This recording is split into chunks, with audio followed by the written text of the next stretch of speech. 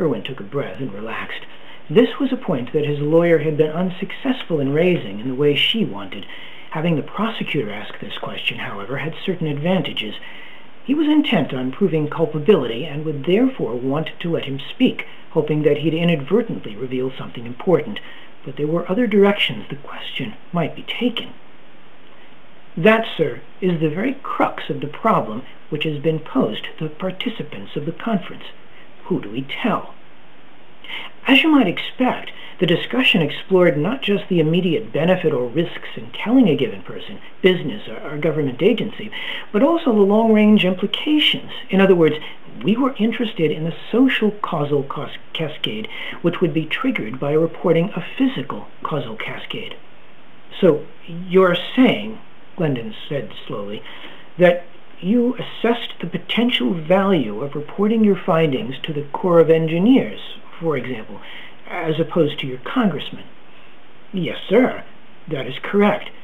In the past, when situations such as this had been reported, the press portrayed the act as crazy, and the person reporting it as a conspiracy theorist or worse.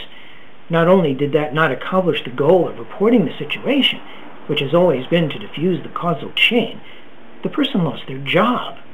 He glanced around the courtroom. Speaking up can pose a serious risk. Let's return to your specific situation then, Mr. Forrester. What did you do? This was a question he had prepared for. Susan Wright was certain that it would be the most damning part of his testimony. In order to minimize the chance of the truth being twisted, they had practiced his answer. What did I do? He repeated, playing for time. Well, I knew that the event cascade that I'd identified would involve people and organizations in a number of jurisdictions because of what it was. The problem was that none of them had the responsibility or the authority to consider the situation globally. I couldn't simply have alerted the Metro Bureau of Water Resources because all they were concerned with was whether the lock on the river operated properly, not what might happen if the top few feet of the lake were to suddenly go downstream. Besides, unless something was to make the lock inoperable, and even the drainage failure below it a few years ago didn't do that, it was purely conjecture. It's not something they're really interested in. Fine, Glendon said. So we know what you didn't do. What did you do instead? I told the others at the conference.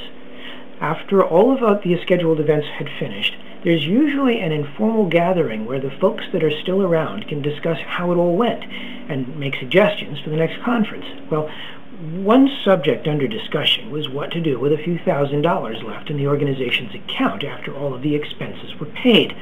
It was presented as a challenge, how to get the most use out of the money. Quite a number of suggestions were offered.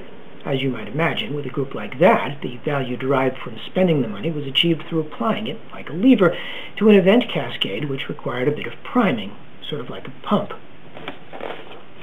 The courtroom was very still. After all of the testimony regarding the details of what happened at the other end of that river, of the damage caused by all of the water surging through the system, his narrative was a bit like playing a few bars of the theme after the concerto's rousing climax had subsided. He thought for a moment and then continued. I wanted as many people as possible thinking about the potential results of a failure of that lock, and I thought that the best way to do that was to pose the question, what would happen if that money was spent on enough explosives to destroy the lock? My expectation was that once the others realized what might happen, a number of people would independently report it to a variety of different places. I never expected that any of them would conduct the experiment. And yet someone did, the prosecutor said calmly.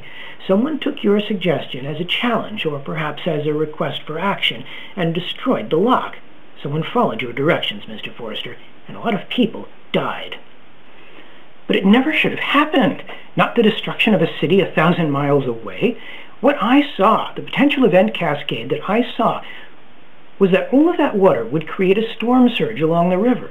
A surge like that ought to have scoured the riverbed and improved the river's navigation channels. The Corps of Engineers had dredged those channels and would have been spared the time and expense of clearing them for another 10 years. That surge should have been a net benefit to cities and industries up and down the river.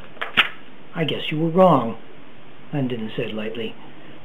I guess I was. But that's because the condition reports filed by the Corps of Engineers all these years have been falsified. The flood control dams hit by that surge should have withstood the pressure, according to the reports they filed.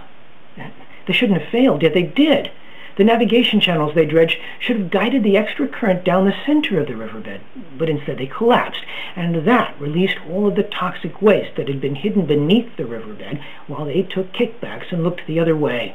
Healy Dam was designed to protect the Constango gas pipeline, not collapse on it.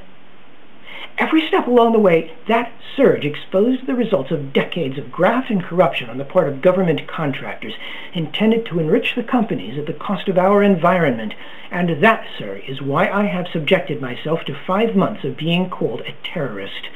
I knew that the only way for the people of this country to see what has been done in their name and with their money was for it to be exposed in a court case that could not be swept under the rug, because the public execution of an accused terrorist sells the most ads of anything on any channel or in any newspaper. That cascade I saw, Mr. Glendon, led right to this moment, and I was determined to ride that wave all the way to the beach. That, sir, is why I did it. The reporters had already bolted by the time the prosecutor found his voice. Susan Wright sat back and grinned. Winning isn't always about winning.